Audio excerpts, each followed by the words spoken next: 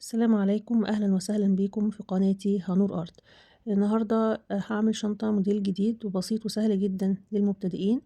الموديل ده مش فكرتي، بس في حد من متابعين القناة بعتت لي صورة الشنطة، طلبت مني إن أنا أعملها، فهعمل الموديل دوت بكل التفاصيل لكل المبتدئين. هستعمل شبك مربعات كبيرة 4 ملي. الشبك دوت مقاسه 60 في 40 سنتيمتر، وعملت تقسيمة للغرز. بعد 1 2 3، وبعدين بحط علامتين، وبعدين بسيب مربعين بحط علامتين، أسيب فراغين وأحط علامتين، وهكذا ما بين كل علامتين وعلامتين مربعين. أول صف بس بعد 3 مربعات، بوصل للآخر بعد 1 2 3 وبحط علامة. يبقى دي تقسيمة الغرز قبل ما أقص الشبك. يبقى بعد 1 2 3 في الأول، وفي الآخر برضو 1 2 3، والباقي ما بين كل علامتين وعلامتين مربعين. وبحدد هنا علامة، ده بيكون طول ظهر الشنطة وطول القلاب. وبعد كده أبدأ أرسم الخط اللي أنا هقص منه، بيكون بعد العلامة بالطول وبالعرض. هكمل رسم الخط لغاية لما يتقابل الخطين مع بعض في مربع واحد. يبقى أنا كده دلوقتي بحدد الجزء الخاص بظهر الشنطة والقلاب مع بعض، وهوضح بالتفصيل المقاسات بالسنتيمتر والمربعات. المربعات اللي بعد الخط الأسود هبدأ القص فيها بالطول وبالعرض.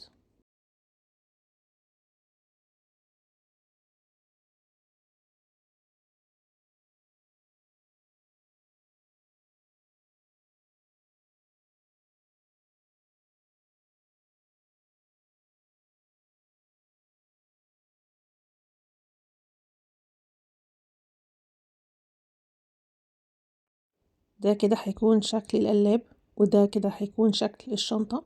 هتقفل بالشكل ده، وهعمل كمان قطعة لقاعدة الشنطة.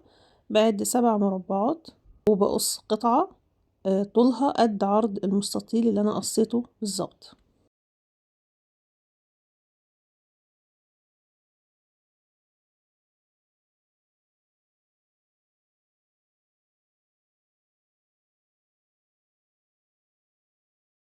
بعد ما بتأكد ان طول قاعدة الشنطة قد بالظبط عرض المستطيل، هبدأ دلوقتي أتني البلاستيك وأحدد ارتفاع الجوانب، وأحدد كمان ارتفاع الجزء الأمامي للشنطة. وهحط الشبك ده على شبك تاني، هحدد العلامات اللي هتكون للجزء التاني للشنطة، الجزء الأمامي للشنطة. فبحدد الطول والعرض، ده بيكون نفس مقاس اللي أنا حددته بالعلامة. هوضح بعد كده المقاسات بالسنتيمتر وعدد المربعات.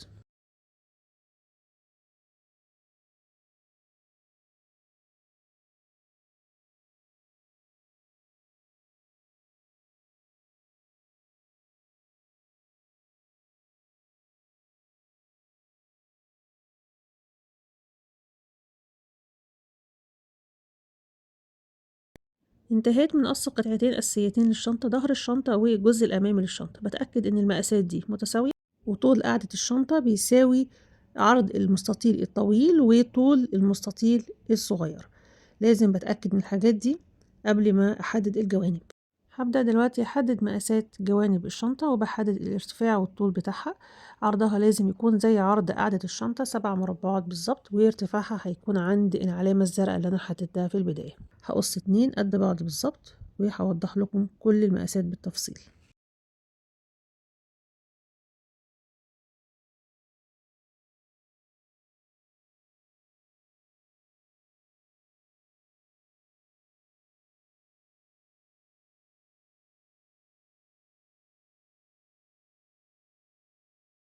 زي ما احنا شايفين، دول قطعتين الجوانب وقطعة قاعدة الشنطة، التلاتة نفس العرض، والقطعتين الأساسيتين للشنطة. وبعد ما بنتهي من قص الشبك، ببدأ أتخلص وأقص كل الزوائد البلاستيك الموجودة في الأطراف.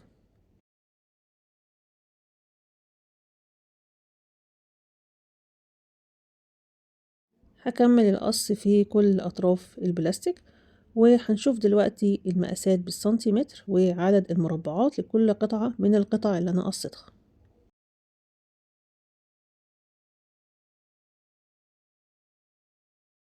هوضح المقاسات على المازورة. أول قطعة عندي ظهر الشنطة بالقلاب هيكون طولها 28 سنتيمتر، وبالنسبة لعرض المستطيل فهيكون 21.4 سنتيمتر.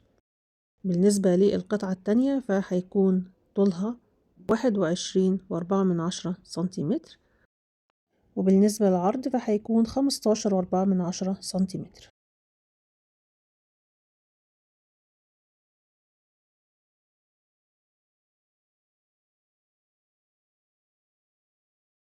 طول قاعدة الشنطة هيكون 21.4 سنتيمتر، وبالنسبة لارتفاع الجوانب فهيكون 15.4 سنتيمتر.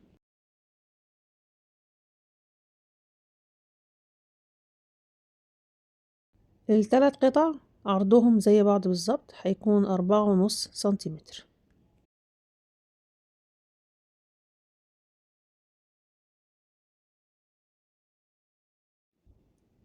انتهيت من قص البلاستيك وتجهيز القطع. هبدأ دلوقتي أجهز الخيط، والخيط اللي هستعمله هو خيط سلسلة ألفا.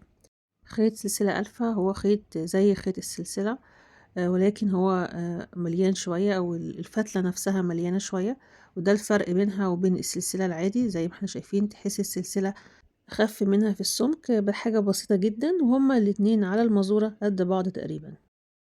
هبدأ دلوقتي يعني أحدد حوالي متر من الخيط، وألسع طرف الخيط وأحدده لغاية لما يكون زي الإبرة، وممكن أستعمل إبرة الكنفة لو أنا مش هعرف أعمل كده.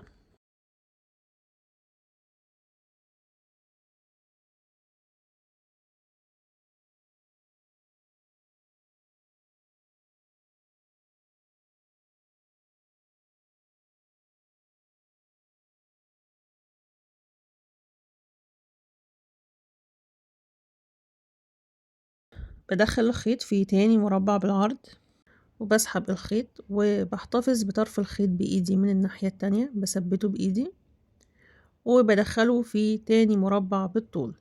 بسحب الخيط وبفرده كويس. بدخل الخيط في تالت مربع بالعرض، بعد كده بدخله في تالت مربع بالطول، وزي ما احنا شايفين طرف الخيط مثبتاه علشان يدخل ما بين الغرز. كل مرة بفرد الخيط. هدخل الخيط في مربع العلامة الصفراء واسحبه، بعد كده هدخله في المربع الرابع بالطول. هبدأ اشتغل في صف العلامة اللي لونها اصفر. هدخل الخيط في اول مربع فوق العلامة الصفراء، وهكمل الغرز بنفس الترتيب، وطرف الخيط ثابت من الناحية التانية وبيدخل ما بين الغرز لغاية لما يختفي. من الأسئلة المتكررة ازاي بثبت بداية الخيط، هي دي بداية تثبيت الخيط. بيدخل تحت الغرز من ظهر البلاستيك لغاية لما يختفي تماما. فبكمل الغرز بنفس الترتيب لغاية لما اوصل لنهاية الصف.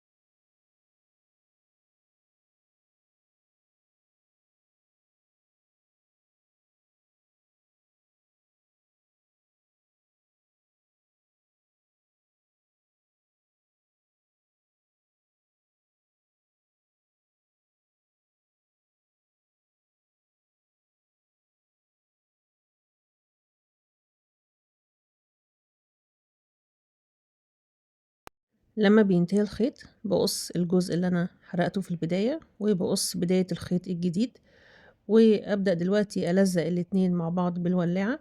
طرف واحد بس هو اللي بحرقه، بعد كده بلزقه في طرف الخيط التاني. بعد كده بقفل السرفلة بالنار وبتأكد ان هو مشدود بشكل كويس، وارجع اكمل تاني الغرز.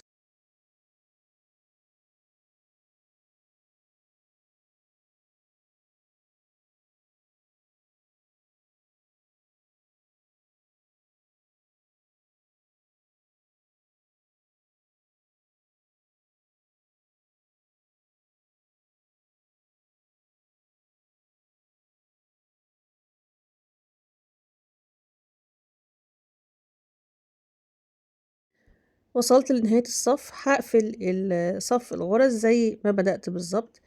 هسحب الخيط على 3 مربعات، بعد كده على مربعين، واخر مربع بيكون فاضي مش بدخل فيه الخيط.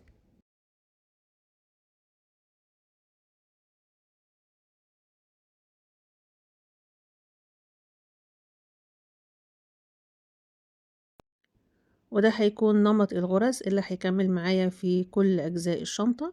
هيكون صف من الغرز على 4 مربعات. الصف اللي بعد كده هيكون مختلف.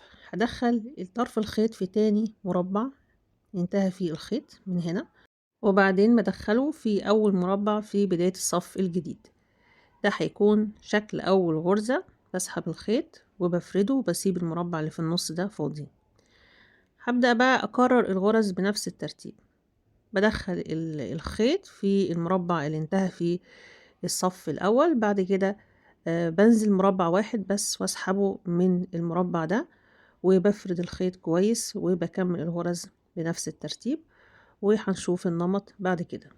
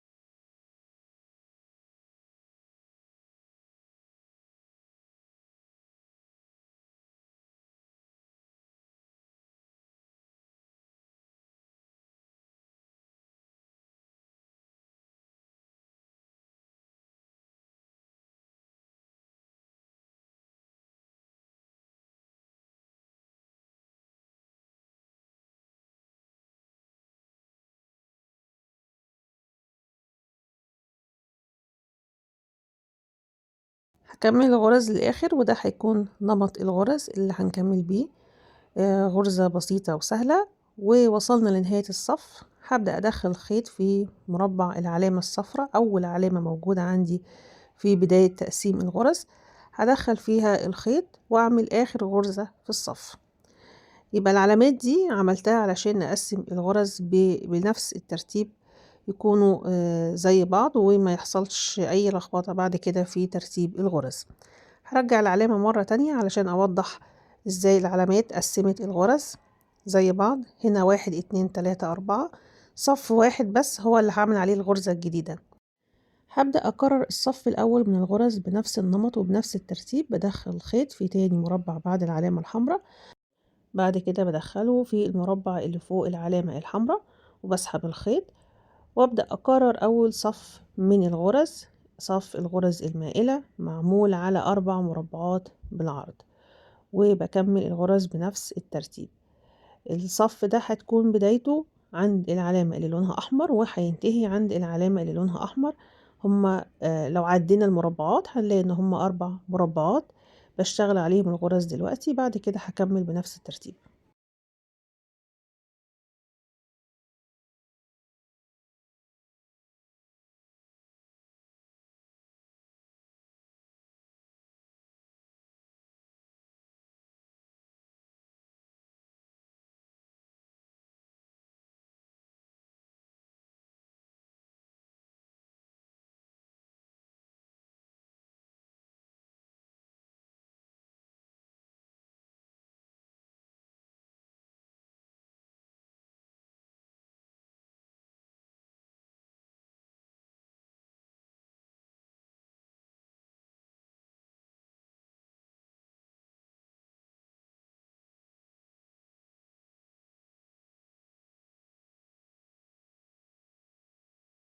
زي ما انتهى أول صف من الغرز هينتهي الصف التاني بنفس الطريقة بالظبط، مفيش اختلاف. هبدأ دلوقتي أعمل صف غرز مائلة صغيرة على مربعين اتنين بس، بسحب الخيط على مربعين وأكرر الغرز بعد كده بنفس النمط وبنفس الترتيب لغاية نهاية الصف.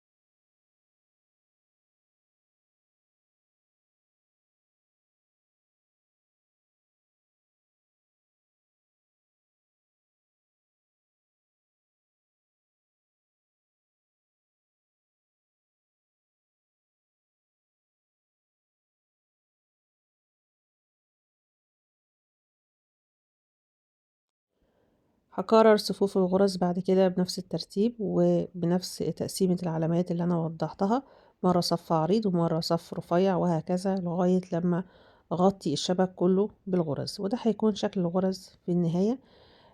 زي ما احنا شايفين يعني تقسيمة العلامات 4 مربعات أول صف، والصف اللي بعديه على مربعين اتنين، بعد كده 4، بعد كده اتنين، وصف العلامة أي علامة أي صف فيها بتشترك فيه الغرز مع بعضها، يبقى صفوف العلامات هي الصفوف اللي بتشترك فيها الغرز مع بعضها. الجزء التاني من الشنطة عملت فيه نفس الغرز بنفس التقسيمة بالظبط، مفيش فرق بينهم، الاتنين نفس بداية ونهاية الغرز ونفس ترتيب الغرز، وده هيكون شكلهم زي بعض بالظبط، مفيش أي فرق.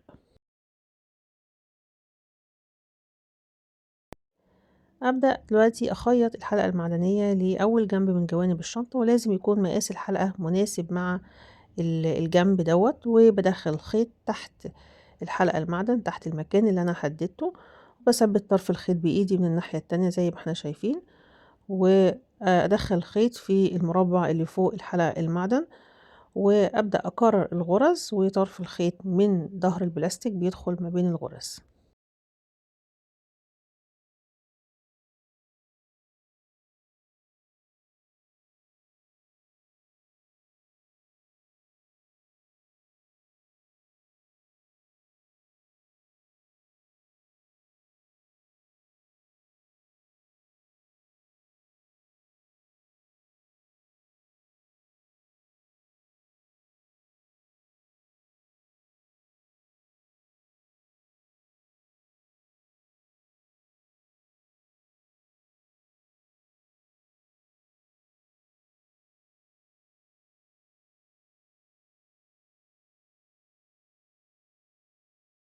من تاني مربع تحت الجنش بسحب الخيط وبدخله في المربع الموجود في النص بالظبط تحت الخيط في الصف ده، وبسحب الخيط.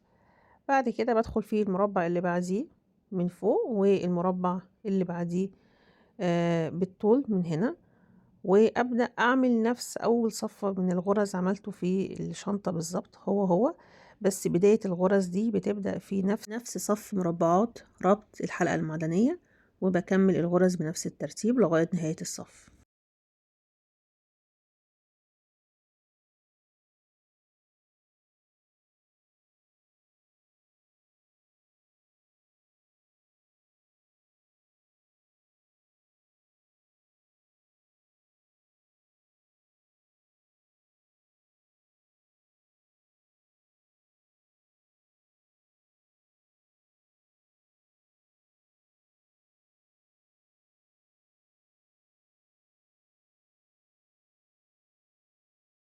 لأن عرض الجوانب 7 مربعات، فأنا هكرر نفس عمود الغرز بالظبط زي ما هو، مش هعمل في النص غرز مائلة زي اللي عملتها في باقي أجزاء الشنطة، ودي خطوة اختيارية. لو أنا عايزة أعمل نفس الغرز فهزود عرض الجوانب وعرض قاعدة الشنطة مع بعض، فهنا أنا اكتفيت ب7 مربعات، فهاكرر نفس صف الغرز بنفس الترتيب وبنفس النمط اللي أنا اشتغلت بيه في باقي أجزاء الشنطة.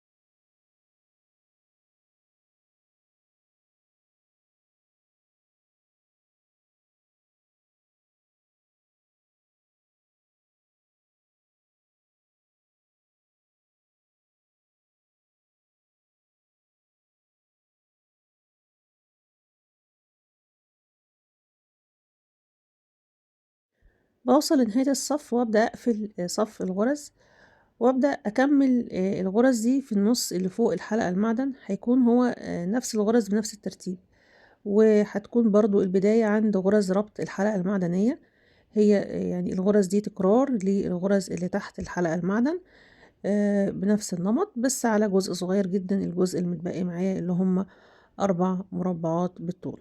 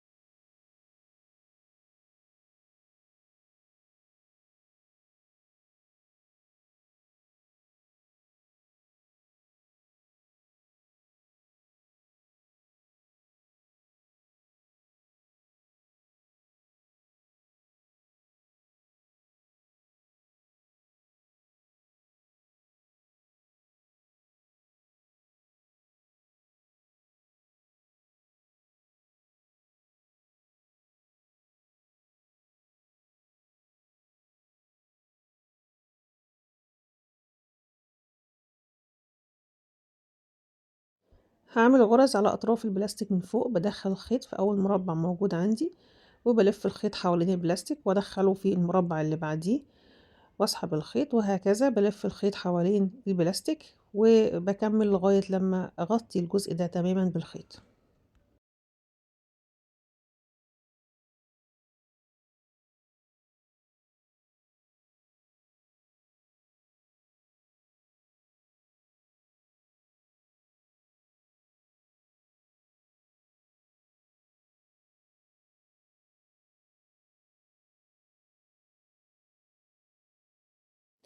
عملت الجنب التاني بنفس الغرز، الاتنين زي بعض بالضبط، وقاعدة الشنطة عملت فيها نفس الغرز زيّهم بنفس الترتيب، ال3 قطع كده انتهيت منها.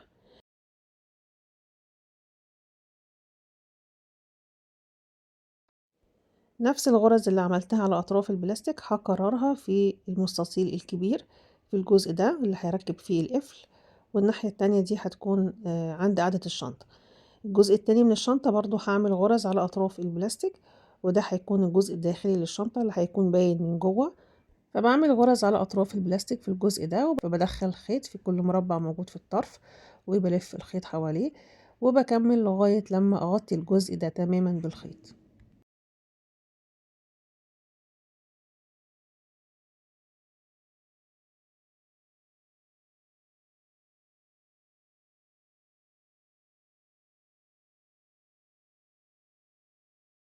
ده هيكون شكل ضهر الشبك من هنا.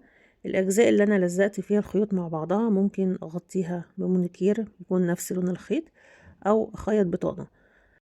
بفضل خياطة البطانة بتكون شكلها أجمل، ودي طبعا يعني خطوة ممكن أستغنى عنها لو أنا هعرف أظبط أطراف الخيوط من جوه ويكون شكلها مترتب كويس، وآثار لزق الخيوط ما تكونش باينة.